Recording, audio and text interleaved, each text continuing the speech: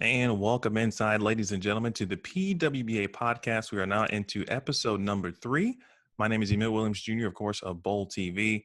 And as always, joined by Aaron A.A. Ron Smith. And today our guest is, none other. You know, of course, from back-to-back player of the years, 13 tour titles, including 5 in 2019. Of course, you can see her right now. She is the reigning back-to-back PWBA player of the year, Shannon O'Keefe.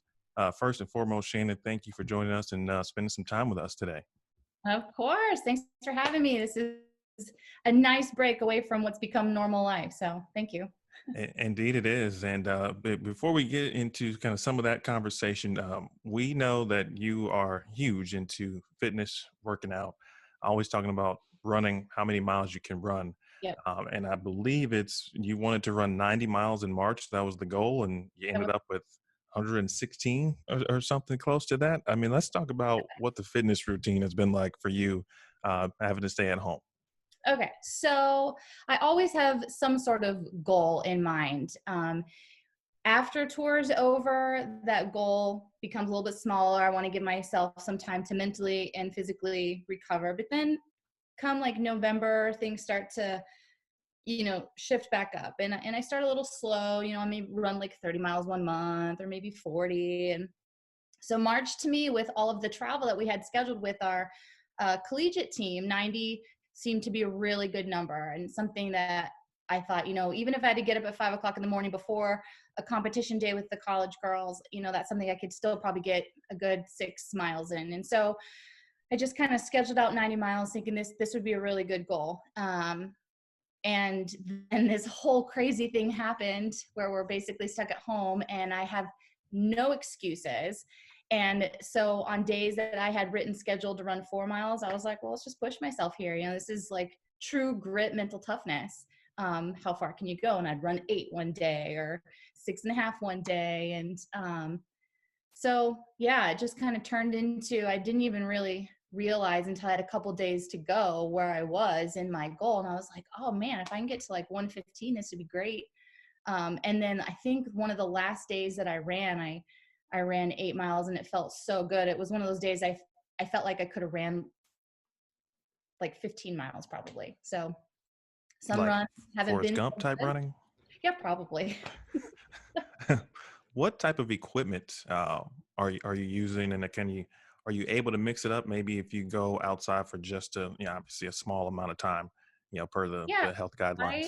I work with Heather Dorico and BowlFit. So she is designed for me 4 workouts a week. I do those on Mondays, Tuesdays, Thursdays, and Fridays, and I run on all those days, plus my longer runs are scheduled for Wednesdays and Saturdays, and then Sunday is my off day. I think it's important to give your body a day to recoup. And so she knows the equipment that I have at the house, and she caters that stuff to me. I have a lot of bands. I have weights, not crazy amounts of weights. I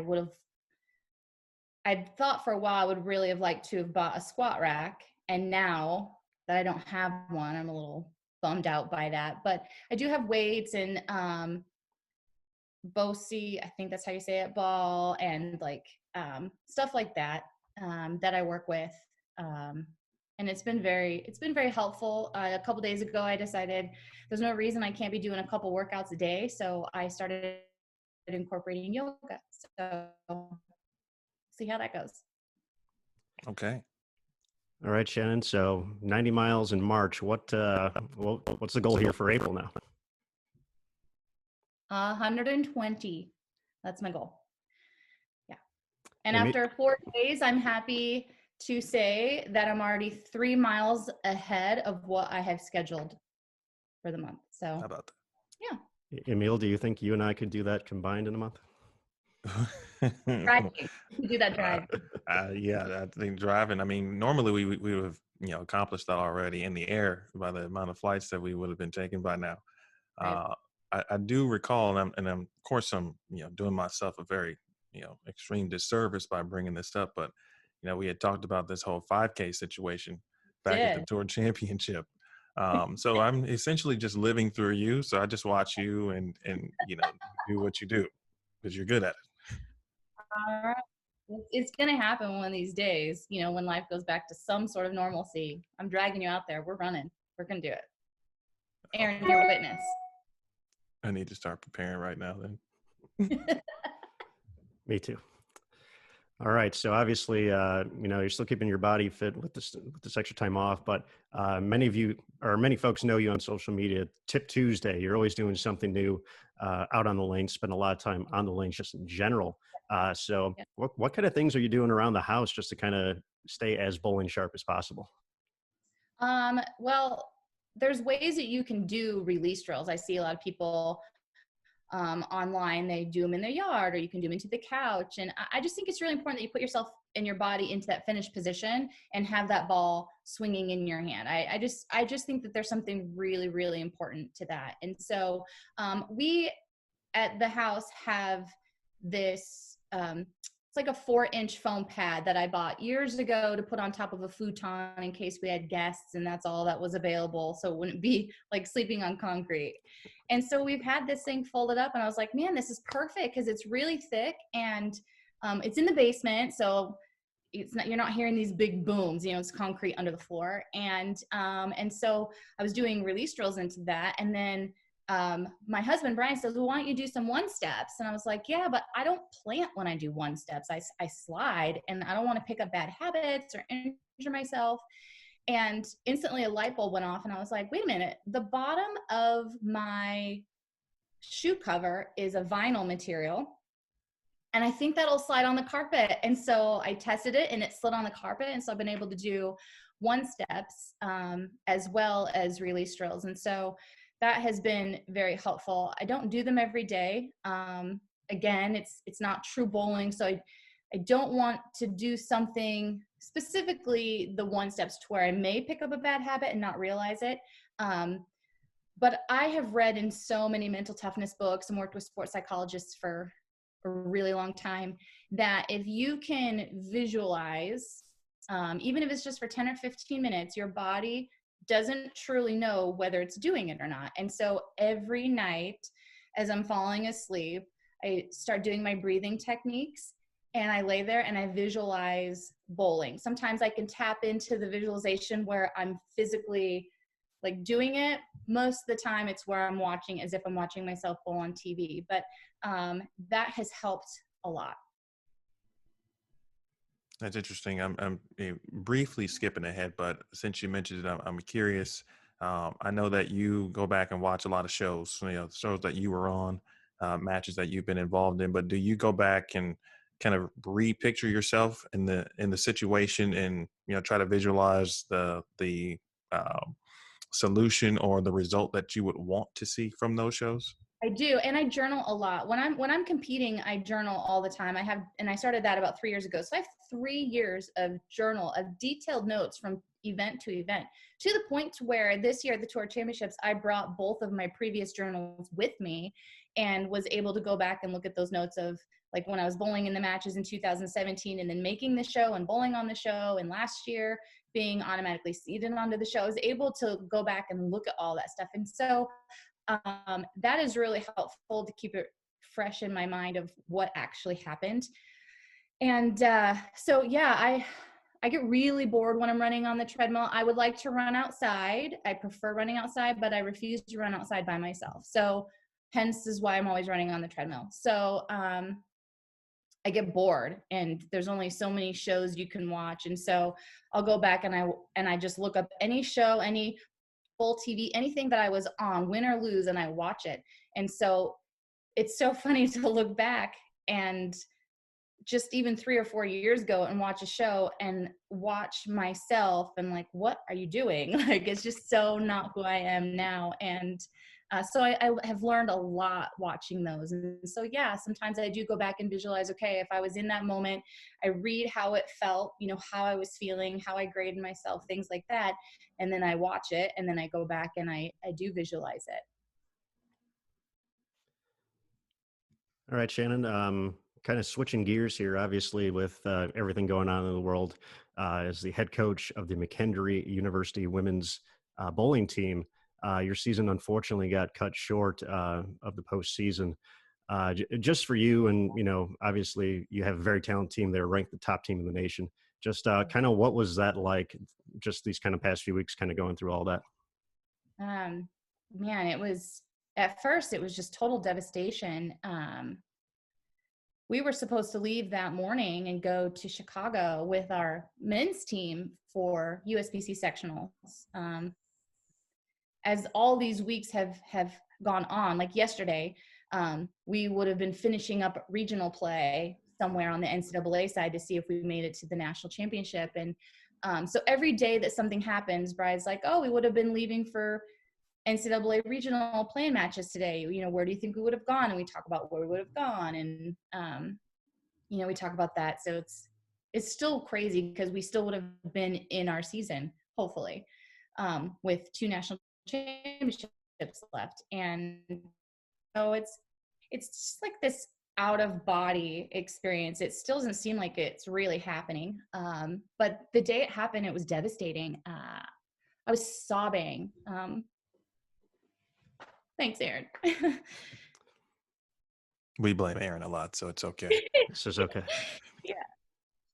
When you love these individuals so much and you watch them grow up, my seniors specifically, I have these little girls that come to me as 18-year-old little girls, and they're naive and they're precious and they're so sweet and hungry to achieve all these dreams. And you get to mentor them and basically raise them as your own for the next 4 years. And you get to celebrate the highs with them and love on them and hug them when the not so great things happen. And you get to share all these amazing moments with them. And there was something different about this year's team. I don't even know how to explain it. They had moments where they would struggle so bad, and then we'd come home and we would talk about it, and then we'd put a plan into place of how we were going to be better. We'd contact Dr. Dean, what can we do in this situation when this happens? And they were all in all the time. And there was just something really special about this group. I mean, every group's going to be different, but there was something special. So to see how driven they were and how they would take those moments of loss and defeat and agony and turn it into a positive and do it together and love on each other was just really special. And win or lose, I was excited for postseason play to see what they could do together. And for something to be ripped away from them, I think is the absolute worst. As an athlete, I think having closure, whether it's a win or a loss, is better than having the unknown of something. And so finding the right words to say to them, I don't know if there are right words to say to them because everybody's handling the situation differently. I was inconsolable for a couple hours for sure. And, the ugly crying, and some of the girls came over that night because they just needed to be with us. And we just all kind of stood in the kitchen and just hugged each other and loved on each other. And I don't know if there was really words that needed to be said. They just needed to be with us, and we needed them to be with us. And I don't know, it's been bizarre. I've been trying to keep up with them. All their classes went online, and so I've been trying to make sure and check in on them that their classes are going well.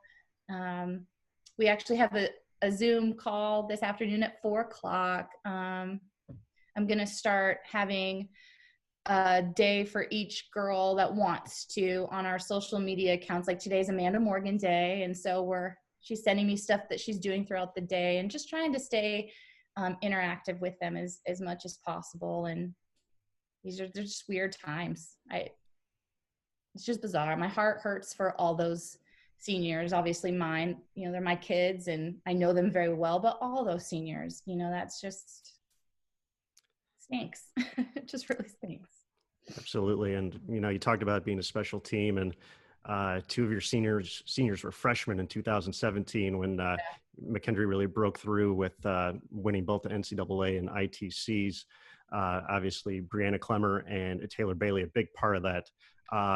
What were some of your favorite memories just getting to see those 2 players compete?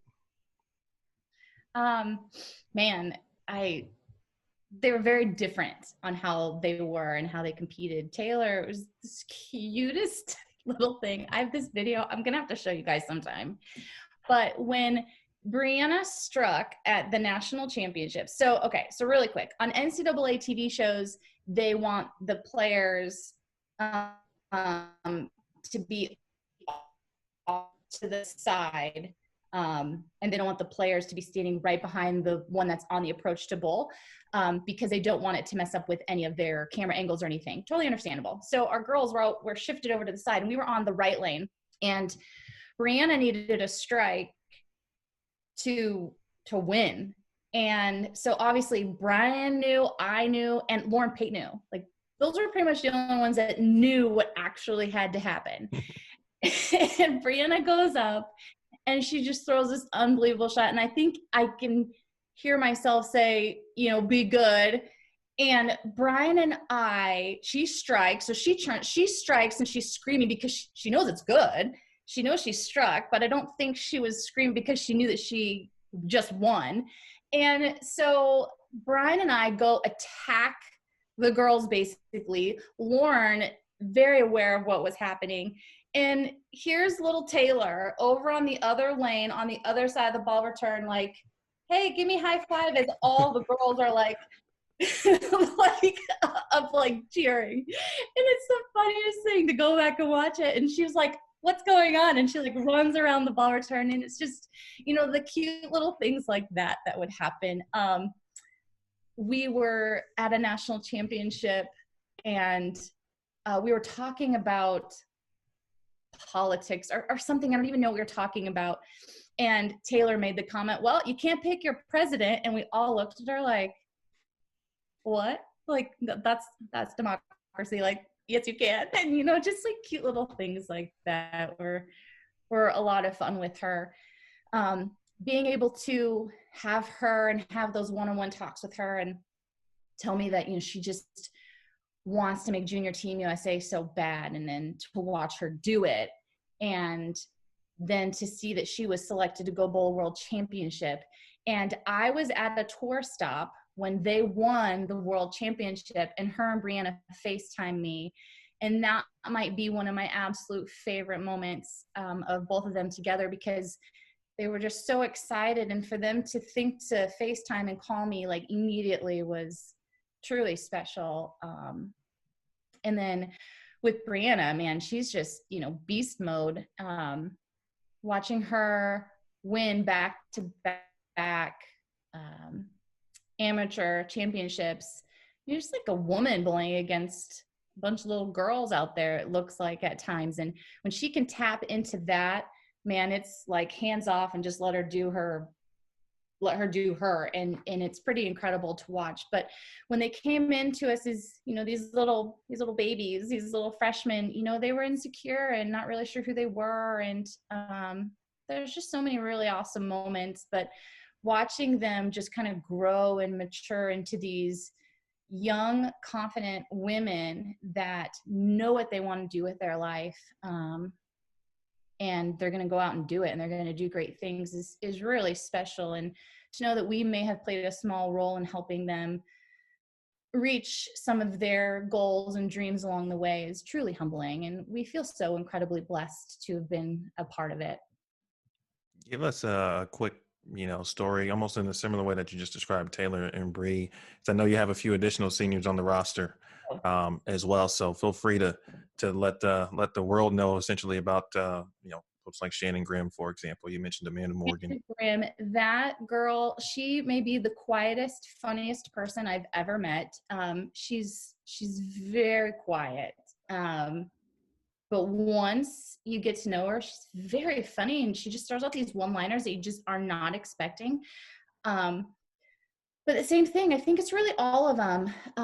Bree Erdman, Allie Woodhouse, Alyssa Costin, like all these girls, they come to us from all over the country, and we got to share moments with them and watch them grow. Some of my favorite were, like, sometimes, I know this sounds crazy, but we put bandanas over their eyes and blindfold them for a practice. And a lot of the time it's just, we want them to focus on the feel and not worry about what they're seeing, right?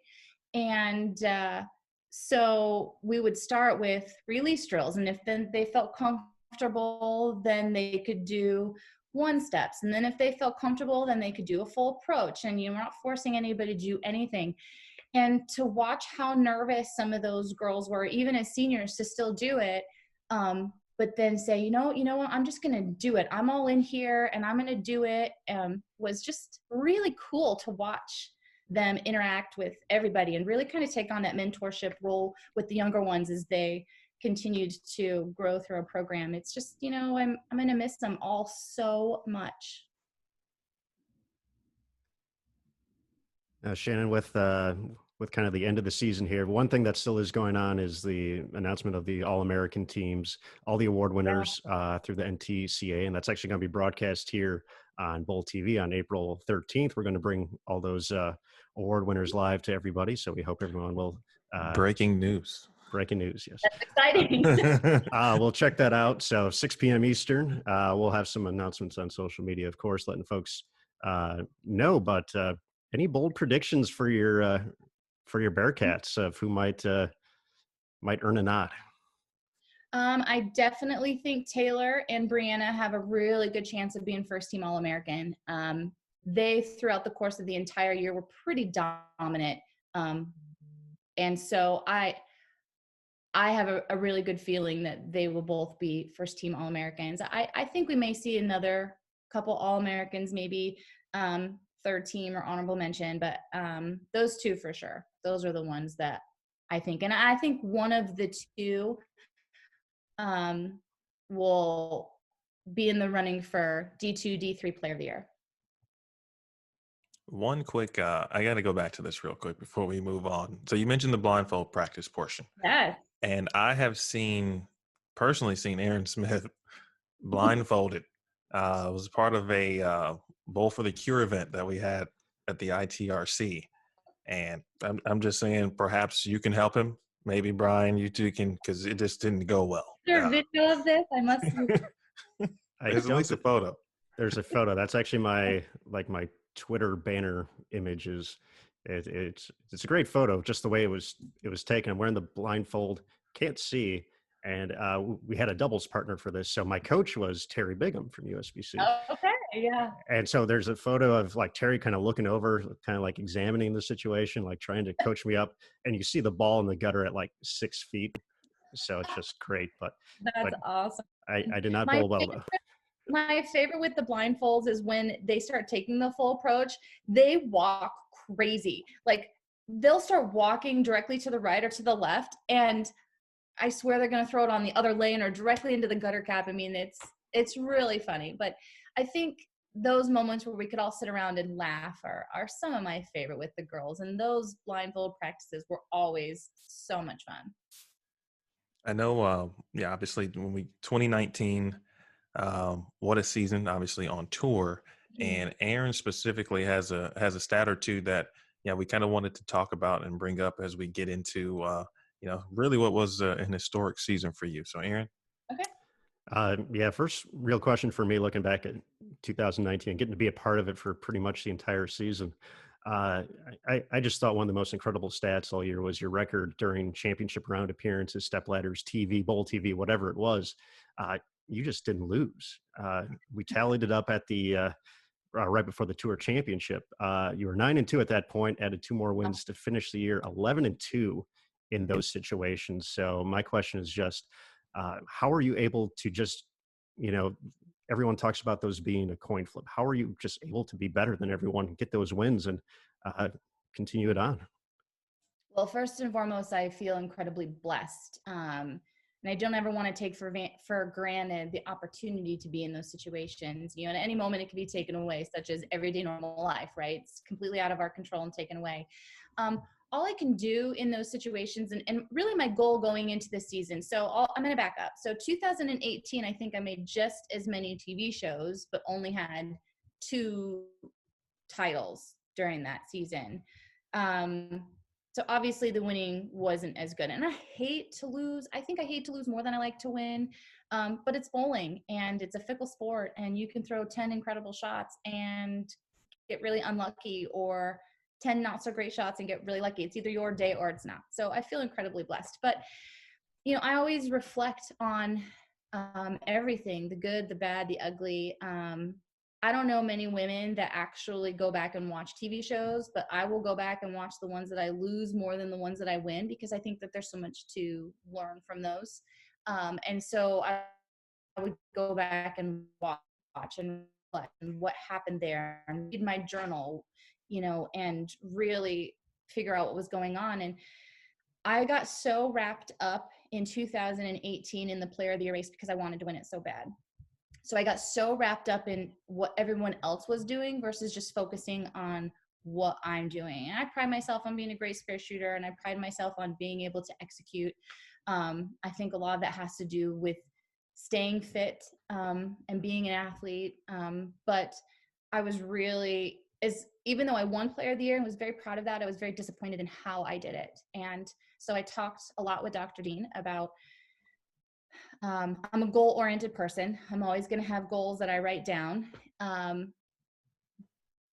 But I just felt different. I felt like going into this 2019 that my goals needed to be a little bit different, and not so much about finish, you know, about the results oriented. It needed to be something different. And so he's like, well, you know, when you played softball, did you have goals? I'm like, well, yeah. And he goes, or did you just go out there and just give it your all and just run around? I'm like, well, yeah, I mean, I absolutely did that. He's like, well, then why don't you just find the pure love and passion for the sport again, and go out there and bowl because you love it, not because of anything else. And just tap into that 13-year-old little girl that just does it because she loves it and loves to compete and loves that feeling and loves the feeling of great execution. And I was like, you know what, that is going to be my goal. And so I changed my goals. You know, I still had my ticket item goals. I wanted to put myself in position to win another major. I wanted to be at 10 titles by the end of this season. But at the end of the day, I can't control that because I have no control of what anybody else is doing. And so I really just every day wanted to wake up and control what I could control and focus on that. And I did. And I never once, not once the entire season, ever opened the PWBA app and looked at stats. Like I had no clue. The only time and the only reason I knew I was even in the running for PWBA Player of the Year was because everybody else was talking about it. And so obviously you'd hear it. Or if I was on a TV show and go back and watch it, obviously everyone's talking about it. But outside of that, I never looked. I never knew how close the points were. If we were watching the TV show back and they were talking about it, I would close my eyes because I didn't want to look at the number of that gap or whatever. So it was just very different how I approached it from one year to the next. And this year was something that I'm just really proud of. I was proud of the way I was able to compete and let everything else fade away. And I think that that was the key to me on those TV shows. At least giving myself an opportunity. A lot of people talk about how those TV shows go so fast. To me, this year, those shows took forever. Literally took forever. And I think it's because I was really able to tap into this different mental focus. And I found a way that I'm able to do it and get there quickly. And my steps to get there. And it's going to be different for everybody, but there's a way for me to get there. And even when I go back and like the Players Championship, I missed back-to-back makeable spares to start the title match. I'm so frustrated by those. But they happen for a reason. I came home, we walked in the door from the airport, and I was like, turn on the show. And Brian's like, you sure you want to watch this? I'm like, yep, right now, let's watch it. Let's go. And so we turned it on and I watched it because I can learn so much more from those moments of defeat and heartache. If I'm able to be honest with myself of what really happened. So I think that's really what it was, being honest with myself, holding myself accountable, and being able to take myself into this different zone that I've never been able to tap into before. And almost like a small spoiler alert, but you know, once the season begins, Shannon and I did really get into what you just talked about, and I wrote a story about it for the PWBA program. So we'll be able to kind of recapture that magic, once we start, et cetera. But I do want to mention or ask you, athletes, you hear the talk a lot about, I watch a lot of basketball. So, same thing with football. Athletes will say, hey, from this year to this year, I started to notice the game really started to slow down. Was Yeah. that kind of the moment, Yeah. what you just described, that same type of feeling? Yeah, I really felt like the whole year is very vivid to me. I remember specifically we were in California and I wasn't bowling very well to make it to the round of 12, and I was starting to get a little frustrated. I felt like I was trying everything and I just couldn't get him to hit the pocket. I just couldn't get him to fall over like everybody else, and was definitely behind. And Brian specifically came over and he's like, Shannon, remember, you just have to embrace the struggle. And I'm like, you know what, you're right. I got to embrace that. I got to take the good with the bad. I can't just, be a whiny baby and just want the good all the time. I have to embrace the bad things because I'm going to learn right here. I'm going to learn a lot. And I did. And like in that specific moment, I was like, there's probably steam shooting out of my ears. And when he came over and said that, I was like, man, he's so right. And in that moment, everything slowed down. So it's bizarre. I've heard athletes say that throughout their careers, and I finally was able to experience it. Not all the time, but I was able to, specifically before TV shows, find what worked for me. I don't know, like I notice it because I go back and watch shows. And this year specifically, especially as this season went on, you can see me always sitting in my seat and I always have the fan up by my face. And I'm just doing my own thing and I'm not focusing on what anybody else is doing, where in years past, I was always like, what's going on over there? And watching what they were doing. And so I was more concerned about like what they were doing, and like, oh, I hope they missed right here. And I'm like, yes, they left a 10 pin, and now I'm ahead in the match. And that's just not how I competed this last year. There was times I would be crossing with somebody and Brian would be like, oh, how did so-and-so bowl? And I'm like, I don't know. And he's like, how do you not know you bowl with them? I'm like, I don't know. I literally have no idea. And that's just, I kind of focus and just kind of drift off into my own space. Would you say in 2018, when you were like constantly checking, that you were just kind of being a version of yourself that wouldn't normally be you? Like you were slightly out of character of how you were, attempting to win the award, as opposed to, obviously 2019? Yeah, I think it was the dog just came down here. I think it was kind of it was a mix. I've always been very intense and a very kind of, I don't even know how to say it, just all in kind of athlete. And I love watching bowling. And so I would love sitting there and watching competitors bowl and like, what are they doing over there? And I loved it. But in 2018, it flipped to kind of obsessive, and then obsessive over the girls that were around me at the top of the leaderboard. And as much as I love those girls and love watching them compete because I think they're phenomenal and there's just beauty to it, it definitely pulled me away from how I want to compete, and something that I can be proud of. And whether I win, I lose, I bowl good, I bowl bad, I want to be able to walk out of a bowling center every single day being proud of what I did and the choices that I made. Does it mean I'm going to make mistakes? Absolutely. Does it mean that there's going to be times I wish that I would have thought differently to have a different result? Sure. But if I can walk away saying, and I'm proud that I took that risk today. It didn't work out, but I'm proud of it. That happened in Louisville this year. I was working with Mike Wolf, and we both thought I needed to shoot like 210 or 215 to make the round of 12. And so he's like, all right, well, I think we need to change balls here. And I was like, or it was with Sean. It was Sean and Mike, I think, but it was Sean Ryan. He's like, I think we need to change balls here. I was like, you know what? You're right. Let's do it. And I changed balls, and I think I bowled like 170. In hindsight, I needed to bowl like 190. And so I was frustrated for a good 10 minutes or so. And I was like, you know what? I'm proud of that. I took a risk, and I normally don't. I took a risk because I felt like it was something that needed to be done, and I didn't reap the reward this time. But next time in that situation, I might. So be proud of that. And so that's just how I kind of competed this year versus the year before. But yeah, I definitely think 18 it was half Shannon and then half like my evil twin. Like the one on the right or left shoulder, like which Shannon is. Exactly. Now that you've had some time to kind of look back at the 2019 season, there are a lot of talk on our end about, just we start to compare things because we're media types and that's what we do. But there's some talk about that being one of the greatest seasons of all time. 5 wins in 13 events. Now that you've had some time to kind of step away from the season, how would you just rank it, in your own opinion, just kind of what happened out there in the lanes when you kind of think about it in that aspect? I mean, I still had moments that I was not happy with. And so I'd probably give it like an A. Most people probably are like, what the heck? Like A+, hello. But, I still look at those moments like in Louisville.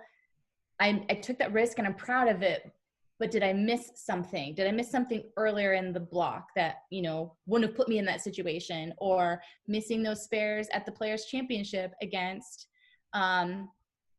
Sherry in the title match? Like, I run the ladder and that's how I'm going to start the championship match. Like, what the hell? Like, who does that? And so, moments like that. So I still look at those moments like those are kind of failures and I need to get better in those moments. And how do I do that? So, I look at that stuff. So I think an A would, I'm proud of it, obviously. But it's really weird to step away and look at it when I'm still in the middle of it. I'm still in the middle of my career. And I think I said this to you, Emil, last year when we talked, that I don't look at my season as a calendar year. I am choosing to look at, it's just a continuation of my career as a whole. And everybody else wants to talk about, 18 versus 19 versus 17. And that's just not how I look at it. I think as an athlete, if you start comparing one season by a calendar year to another, that you could get in your own head and potentially cause mental frustration where you just don't need to. And you're going to have bad tournaments. You're going to have good tournaments. I'm just fortunate that I've had 2 years of a lot of good. So. Right. Curious. So you're one of the rare PWBA player at the moment to be able to have experienced kind of pre-relaunch 2015, and then obviously what's current at the moment. So if you could kind of describe your first stint on tour, which I believe was like 98 to 2003-ish. I didn't even bowl that much. That sound right? No, I don't think I bowled past 2001. Okay. And even then I didn't bowl a full season. I think I bowled like 99 and 2000. And both those years, I don't even know if I bowled full seasons. But, okay, I started bowling when I was 16. And 2.5 years later, I bowled my very first PWBA tour stop. I'd only been bowling for 2.5 years. Who does that? This crazy girl. An athlete. Yeah. So my first experience going out there was just eye-opening, and the women that I loved watching on TV are all of a sudden like right there. So I had the full-on starstruck, out-of-body experience, and it took me weeks of bowling out there before I even felt like I could somewhat compete. And it was very evident I just wasn't good enough. My spare shooting wasn't where it needed to be. My shot repeatability was really bad. I remember having, I think I was in Terre Haute, Indiana, and I remember asking Dell Ballard if he would help me, and we went to the bowling center early, one tour stop, because back then you would just go from stop to stop to stop, and you would be in a city for 4 or 5 days, and then you do it all over. And so there was no going back and forth from home to the tour stop. And so, but I just remember, Dell telling me, man, you just throw it really hard, because I used to just pull it from the top all those softball days. And I was like, yeah. And I remember feeling like, I got it. I practiced for like 4 hours, and he like checked in on me, and he was like, yeah, we just gotta get it a little softer. And I'm like, man, I feel like I'm walking backwards. And yeah, so I just wasn't very good. It was really cool to be able to experience all those women that paved the way for me and helped me to fall in love with this sport. To be able to be out there competing with them was pretty awesome. And they were very, very, very sweet and very welcoming. I had a great experience. Now, along those lines, Emil mentioned the time before the tour ceased in 2003, but obviously, a lot of folks got to know you through Team USA after that. So just for you, I believe this is year 16, correct? 16. How important has the Team USA program been to you over the course of all these years? And, obviously a lot of great coaches, a lot of great teammates, and share some of your top moments from that too.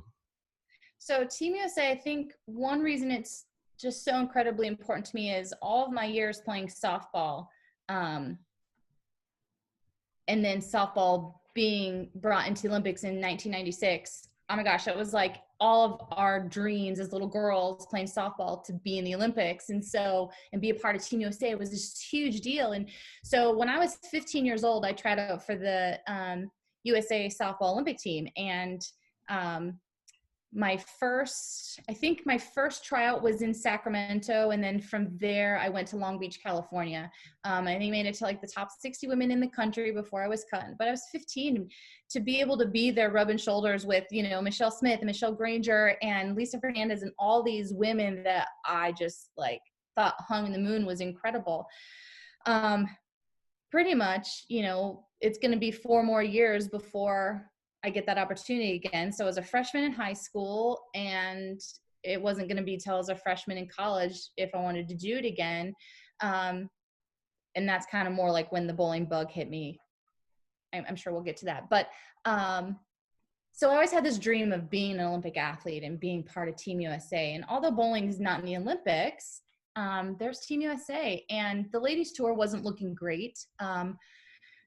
The last couple of years it was around, and there was a rule in place for Team USA that it was amateurs only. And in order for me to get my amateur status back, I had to give up my PWBA card. I think because I had it for 2 years, I had to sit for 2 years, or because I had it for 2 years, I had to sit for 3 years. I'm not really sure. I don't remember what that was, but 2005 was my first time doing it. And I thought, man, this is going to be awesome because, I could live out my dreams in another sport. And then I go and I make this team, and I just thought it was going to be like a one and done thing. And here I am 16 years later, and have just had some of the most incredible experiences and have met my best friends. Stephanie Johnson and Shannon, the 3 of us have been on the team together for all of those 16 years. And Stephanie is like my sister. Everybody knows that. But Shannon is too. I've known Shannon since she was 15 years old. And so those 2 girls have become family for me, and a huge part of my life. And being able to share those world championship moments and Pan Am doubles gold with Stephanie this last summer in Lima, Peru. Those are just incredible moments. So being able to put Team USA on your back, and it's such a small amount of people that get to do that, it's humbling, and it's a complete honor to be able to do that and represent everybody else. And I hope that I've been able to represent everybody out there well, and that they're proud of what we are able to do as Team USA. Because it's just been such an incredible ride. If I had to go back and think about some of my favorite moments, some people may think like me winning my first gold medal ever in world competition would be a favorite, but it's not, because it was singles. And I remember the day before we lost gold by 7 pins. Ooh. And so when I then won singles the next day, it was such a weird experience. I remember it like it was yesterday. I felt guilty. I felt bad for accepting that medal because that's not what we went there for. We went there for team and lost by 7 pins. And it was just so devastating. And although my teammates were so happy for me, I felt it didn't feel good. And so it was it's cool to say I did that, but my favorite was 2011 in Hong Kong, winning the world championship team event. Stephanie, Shannon, and I won trios gold a few days before, and then we came out and we won team, and that there was just nothing like it. That may be one of the moments in Team USA, in my Team USA career, that I've cried the most, because it was such an incredible moment. We got to do it with Carolyn Dorn-Ballard, who is somebody that I have looked up to my entire career. I used to love watching her on TV. She was one of my favorite because she was so fiery and just intense, and I just loved that about her. And so to be able to do that with her was incredible. And Liz Johnson and Kelly Kulick, and then Shannon Pahowski and Stephanie and myself. I mean, it was just, to me, it was like a dream team to be there with those women. All 6 of us someday may be in the Hall of Fame. And so to be able to do something like that with those women was pretty awesome. And then one of my most recent good and bad memories was winning trios gold with Kelly and Danielle in 2017. But I did it in the midst of battling a kidney stone the night before. I spent the whole night in the hospital. After I got home from the World Championships, a day and a half after we won trios gold, I was in the hospital for a week. It was kind of a blur to me, so I was able to go back and watch it. I don't even remember who we bowled in the semifinal match. It was just this crazy experience, but to be able to do it with them and feeling their love for me in those moments was pretty special. What level of pain did you experience during that time on the scale of 1 to 10? So there was moments where it was, I remember being in the hotel room, like in a fetal position, crying, just asking God to just let me come home. Like, I'm done. This, like, it's so bad. I wouldn't wish it. I don't like to think that I have enemies, but I wouldn't wish this upon anybody. It is the worst amount of pain that I've ever felt. My mom has had kidney stones a lot in her life, and she says that sometimes it's worse than giving birth. And I believe that. And so anytime anybody says anything to me about kidney stones, my heart just goes out to them, because I know that pain.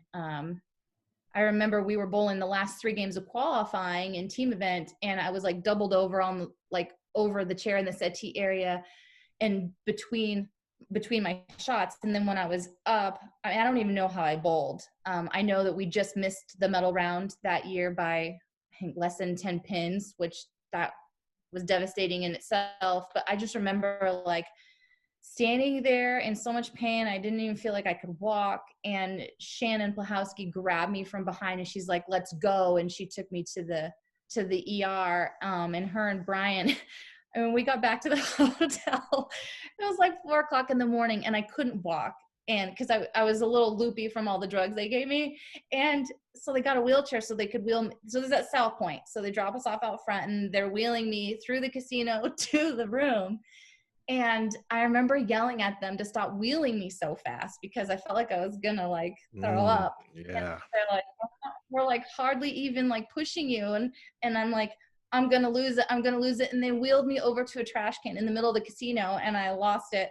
And I remember hearing people like, "Yeah, girl, get it," because they probably all thought I was drunk, like partying.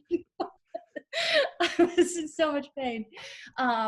That next morning, I remember Rod Ross, because we stayed with our roommates. So I was with Josie, but I was in such bad shape that they made an exception and let me stay with Brian that night. And I remember waking up in the morning, and they went to go get my drugs for me that they prescribed so I could deal with the pain. And I remember Rod calling, and I couldn't even stand up. It hurt so bad. And I remember Rod, I was almost asleep, and I remember Rod's voice Very distinct voice too. Yes, through Brian's phone saying, all right, well, how the forfeit's going to work is, and as soon as he said that, I was like, we're not forfeiting.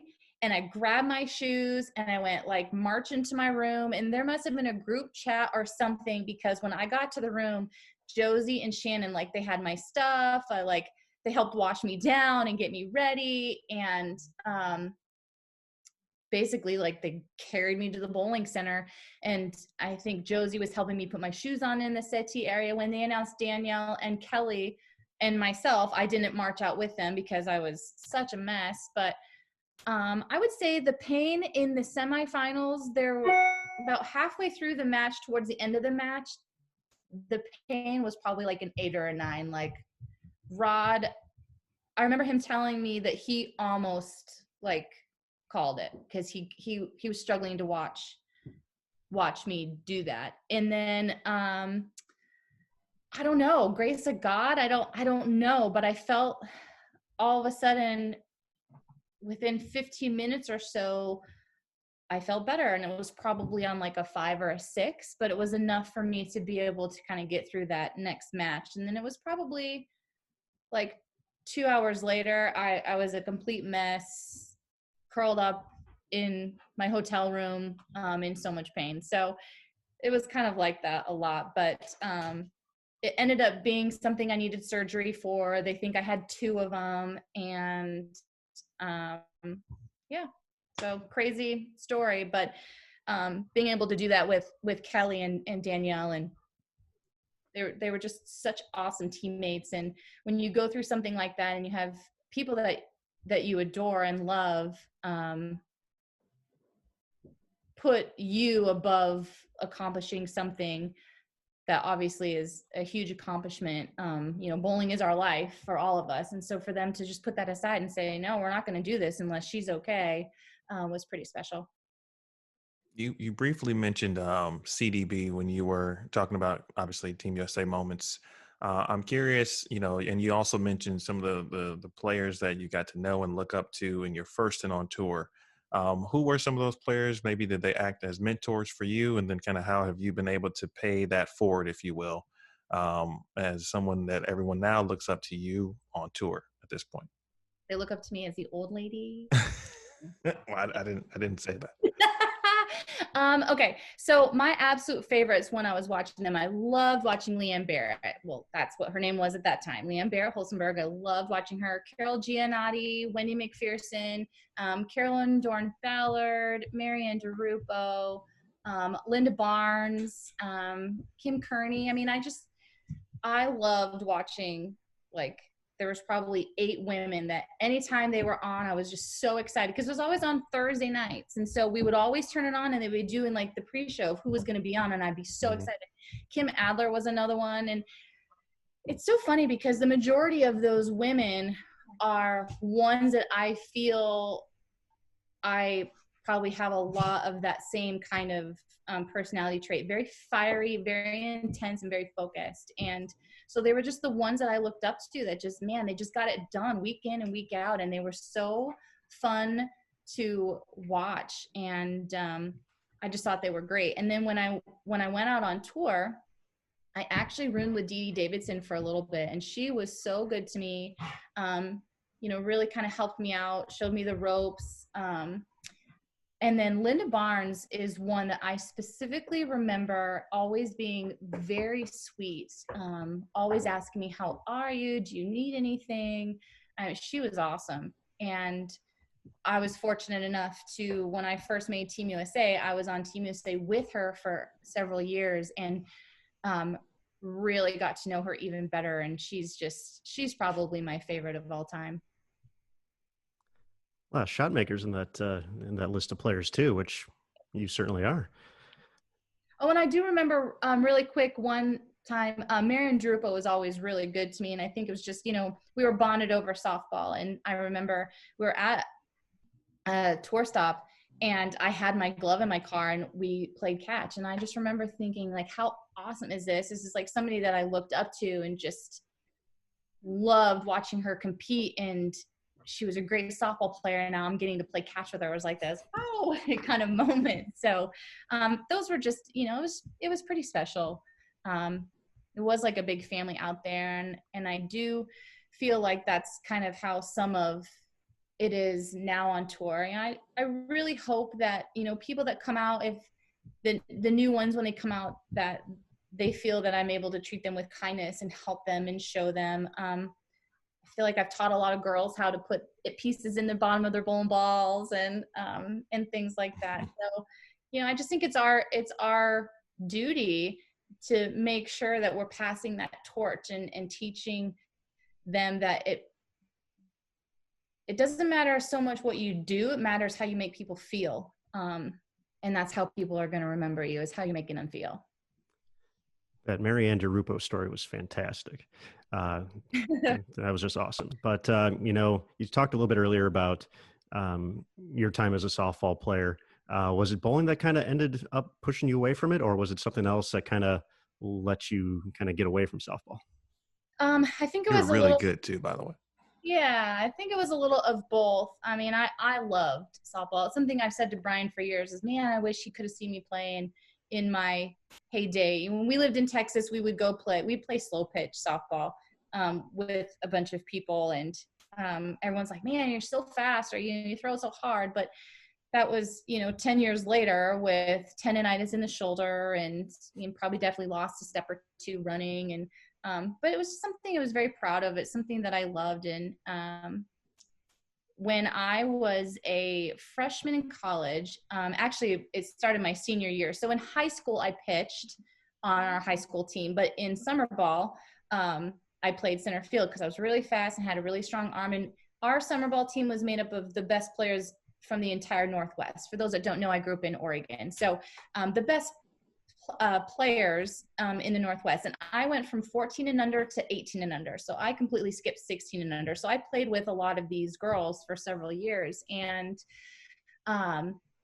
when I was a senior in high school pitching, I started getting tendonitis really bad in my shoulder and couldn't play for like 3 weeks. And not only did it hurt throwing it underhand, then it started hurting throwing overhand. And so that was some of it. My freshman year in college, there'd be times, playing center field in college, I'd have to throw the ball in and I would throw it and get it to where it needed to be. But then my arm would feel like it would go numb for 10 seconds. And I'm like, man, this is just not good. And then I started having some knee pain. In college, we were able to wear metal spikes, which is very different than wearing plastic. And being out in the grass playing center field, sometimes you would get your cleat stuck in some of the grass. And I remember cleating myself several times. And it was a lot of fun, but I was starting to see these little injuries pop up. And I had been bowling for 2 years at that point and really, really loved it. And I had bowled and won a couple of those. Do you guys remember the Coca-Cola tournament? Like where a player from each state, like a boy and girl from each state. Yeah. I won that back-to-back years and got to do that. And I bowled the very first junior gold ever. It was in Reno.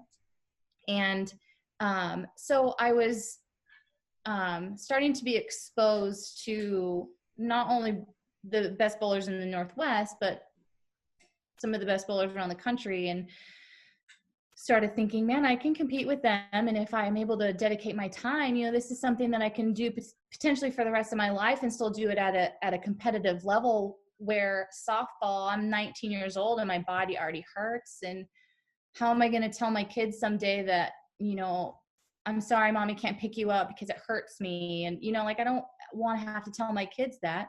And so it was really kind of just like passing of the torch from one side of my brain to the other, softball side to the bowling side. And it's crazy to think, if I would have stayed with softball, it's crazy to think where I would be. I probably wouldn't be sitting here doing this because I wouldn't have put the time and effort into bowling like I ended up doing. Before we, as we get near the end, please tell the quick story. You mentioned you started bowling at 16. And Yeah. so how did you even stumble upon the sport? Okay. So my dad bowled growing up. That's what he did. And he bowled professionally, he bowled regionals and some tour stops here and there. I guess he was like on the Air Force team or, I don't know, whatever. Well, when we were little kids, before my parents got divorced, my dad would go bowl tournaments, and we had ColecoVision. For people watching that don't know what that is, it was like Atari. For people that don't know what that is, it was like the first type of Nintendo. So we had ColecoVision, and my dad would go bowl a tournament, and when he came home, he would bring us a video game. And so we thought Daddy won video games bowling. We had no idea. I guess, if he won money, he would stop and get us a game. But we thought he won video games, like 3-4-year-old brain. And so fast forward all these years, I have 5 brothers. We played all these different sports growing up. Bowling was never one. My dad worked part-time in a bowling center after my parents got divorced, and we would go with him on weekends. And we were more concerned about the arcade area than bowling. But it was really when I was 16, my little brother started bowling. We grew up Mormon. And so in the Mormon religion, as the guys turn 19, they go on church missions for 2 years. And so I had a brother already on a mission, one that was getting ready to leave. And so next to go was my little brother. And so he started bowling, and he had a space available on his team. On Saturday mornings, we bowled at Dave Husted's place in Milwaukee, Oregon. And so we had softball practice, and it got rained out because it's Oregon. It rains all the time. And so I went to the bowling center, and I was watching my little brother bowl, and there was this really cute boy that I ended up talking to. And so I ended up joining my brother's team, really because of cute boys. The funny thing is this boy bowled 800 that morning in Saturday League, and I didn't know the significance of that. And my dad would always say to me, "Oh, he bowled 800 because you distracted him," and blah, blah, blah. But I was like, okay, whatever. I don't know what that means. I went to this Sports Mart, and my dad's like, "Well, if you're going to bowl, we'll get you a bowling ball." And so I picked out this teal bowling ball because it was pretty. And so fast forward a couple weeks, my dad would make me rent bowling shoes. They're disgusting. And when you're 16 years old trying to be cute for the boys, it's not an attractive look. And so they had these Lins that were white with teal toes. And I'm like, "Oh, these are perfect. They match my bowling ball." And they were like $150. And I remember my dad specifically telling me, "I'm not spending $150 on a pair of shoes so you can look cute." I'm like, "Dad, come on." And he's like, "Shannon, you're not a bowler. You're a softball player." I'm like, "Well, you don't think I could be good at this?" And he's like, "Honey, no, you're a softball player." I was like, "Okay, watch me." And he loves that story because he's probably told it 17 times in the chats, right? He loves that story because he likes to take credit that if he didn't tell me that I wasn't going to be good at it, that I wouldn't be where I am today. So thanks, Dad. Proud papa right there. Proud papa. Yeah.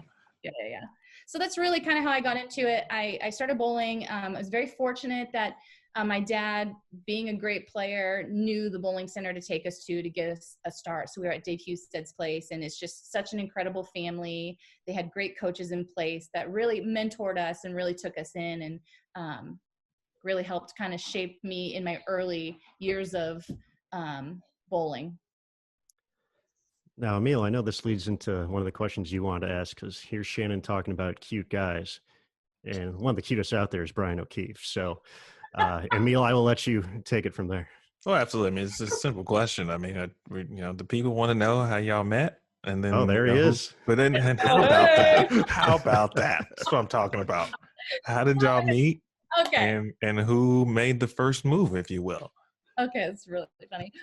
Okay, so back tour days, they used to have tournaments called Mega Bucks. So it was the Super Hoinky, which was in Cincinnati, and it was a high roller out in Vegas, and Super Bowl high roller and stuff like that. And so I started bowling that stuff. And so I remember the first time I met him was really more with just a group of guys. It was Mike Wolf and Brian Kretzer and Chris Sand and Brian and this guy named Rick Erschwinder and Ron Nelson. They were all this group. There was just like this herd that kind of just traveled together. And they were in, we were in Cincinnati, and I was bowling the Super Hoink. And I was rooming with Cassie, Deandra's sister, Cassie Hyden. And I remember meeting them. And I remember Kretzer inviting us over to his house or somewhere for like dinner or barbecue. And we ended up just kind of bailing. We're like, yeah, we're not going to do that. But come to find out, Bri was the one that wanted them to invite me, but he was a little more on the shy side, I think. So sowing the seeds.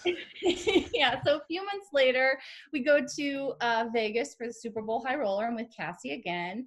And, we're just bowling all these squads, and I did not have the best luck with boyfriends, and so I was just like, I'm bowling, I'm focusing on this, and I'm not into this guy thing. And so it was the day of the Super Bowl, and back then they would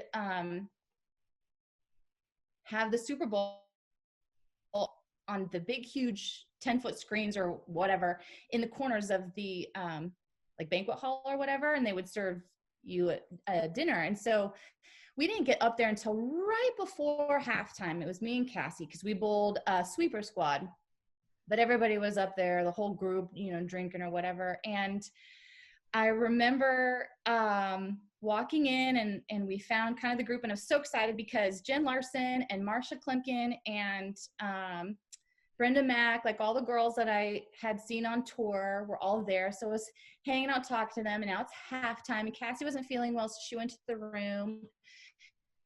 And so I just remember I was like sitting like over the back of my chair, and it's halftime, so I'm just hanging with the girls, and I get this tap on my shoe, and I turn around, and it's Brian. And I was like, yes. And he's like, where'd Cassie go? I'm like, I don't know, she's not feeling well or whatever. He was like, oh, okay. And then I turn back around, and he hits me on the shoe again. He's like, so where'd she go? And I'm like, oh my God, I don't know. Like, leave me alone. Like, she's not feeling well. She went to the room. And then he like tapped me again, and I'm like, yes, can I help you? And he's like, so is she coming back? I'm like, I don't know. Do you like her or something? Like, I don't know. And he was like, well, I don't like her. I like you. And I was like, really? So we've been together ever since. So I would say that he made the move. I think it was maybe alcohol induced a little bit, because he was always the quiet one in that group. But yeah, we've been hanging out ever since. And I remember I came home from Vegas. I was like, oh my gosh, Shannon, I met this guy. He's so great. And my dad's like, oh, okay, great. You know, like, who is he? Where is he from? I'm like, oh, he's from Rochester, New York. And I'm sitting in Portland, Oregon. And he's like, that's a great decision, Shannon. That's going to work out. So. How about that? Yeah.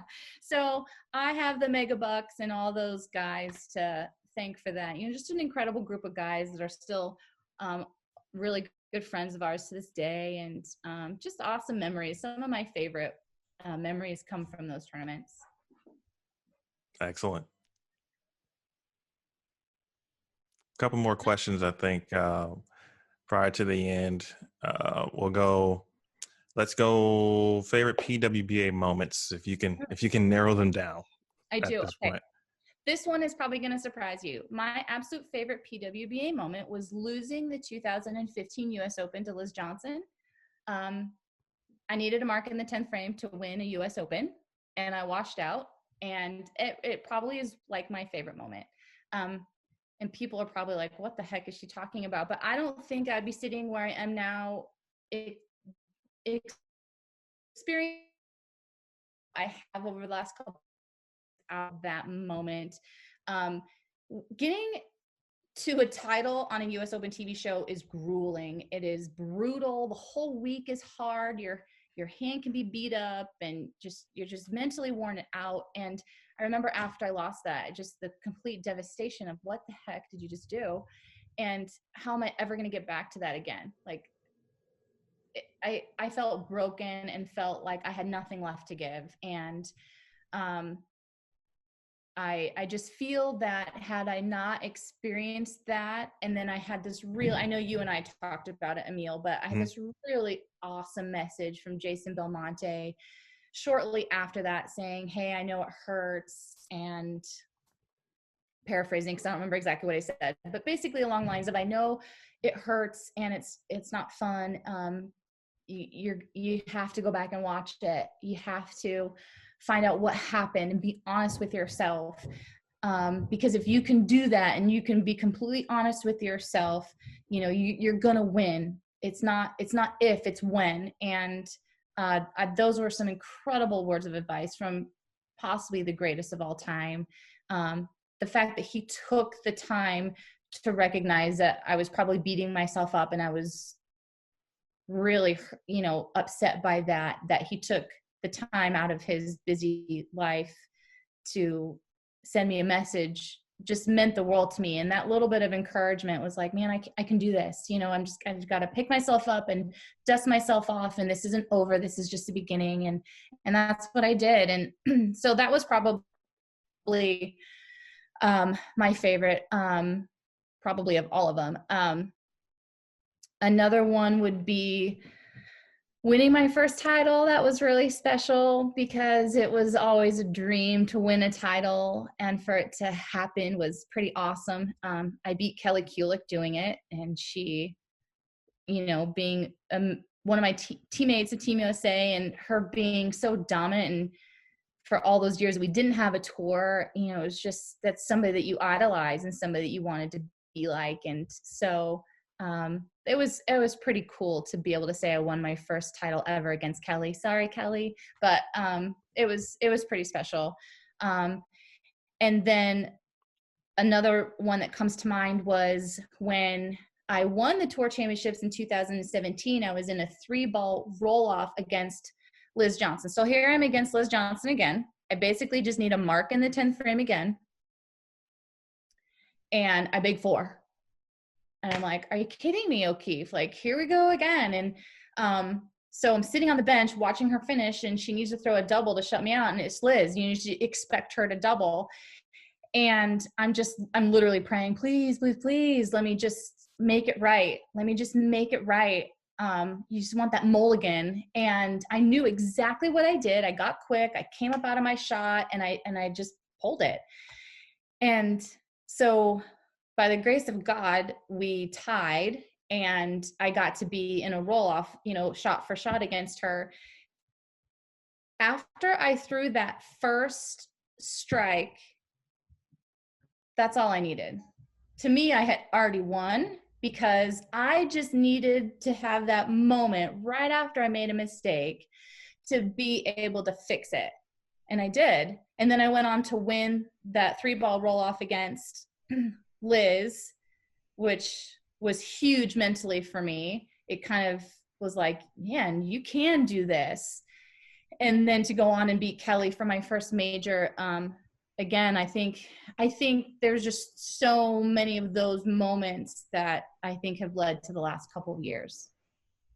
We'll save the question, and that's Erin's question that we've dedicated on this podcast for last. So one in between.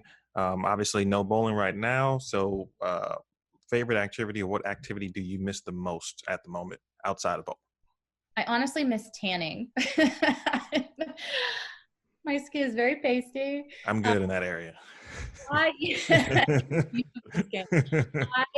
Those 10 minutes or so, I know it seems really silly, and people are like, oh, you're going to get cancer from that. But you can get cancer from anything. But I feel like I'm destined to live on an island someday. And so to me, that's like my little escape where I just, like, for 10 minutes, I can just sit there and just relax. Outside of that, I don't really have a lot of outside activities, because it's always in a bowling center, coaching the kids, practicing myself, things like that. I love to run. Hold on. It's going to get crazy for a second. First in history, ladies and gentlemen. This is true. So the baby, this is Sonoma, and What's she up, Sonoma? terrorized little guy. So that was about to go down and be really bad. So we just grabbed her really quick. So, anyways, I mean, I love to read and I like to run, but I'm doing all that now. So probably just, tanning. I miss that. Okay. Aaron? Now, Sonoma's your youngest one, right? She Sonoma's is. the pup? She's crazy. She's like stalking little guy over there. All right. Well, we'll let you break that up in just one more question. So what is the Shannon O'Keefe binge watch recommendation in these crazy times? Okay. So I watched, do you see this? This is like the Tiger King over here, Tiger Queen with this thing. So I love watching Grey's Anatomy. Like I've watched it from the very beginning. Sonoma, stop. Sorry.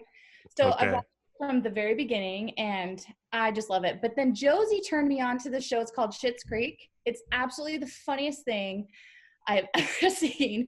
Brandon and I binge watched it over Christmas vacation, and that might be my absolute favorite. I've watched this Tiger King. Brian watched it last week because everybody was doing it, and I think I watched like 2 episodes. I'm like, I'm out of here, and I went and like cleaned the patio or something. I couldn't get into it, but those are probably my favorite. All right. Awesome. Aaron, any final thoughts? Nothing else from me. Shannon, thank you. And thank you, Sonoma. Sonoma says, thanks, guys. Absolutely. Thank you, Shannon. Thank you, Sonoma. Thanks, Brian, for that brief guest appearance, that cameo. This has been episode 3, ladies and gentlemen, of the PWBA podcast. Please be sure to enjoy for Aaron Smith, Shannon O'Keefe. My name is Emil Williams Jr. We'll see you next time, episode 4 of the PWBA podcast on Bold TV. Bye, guys.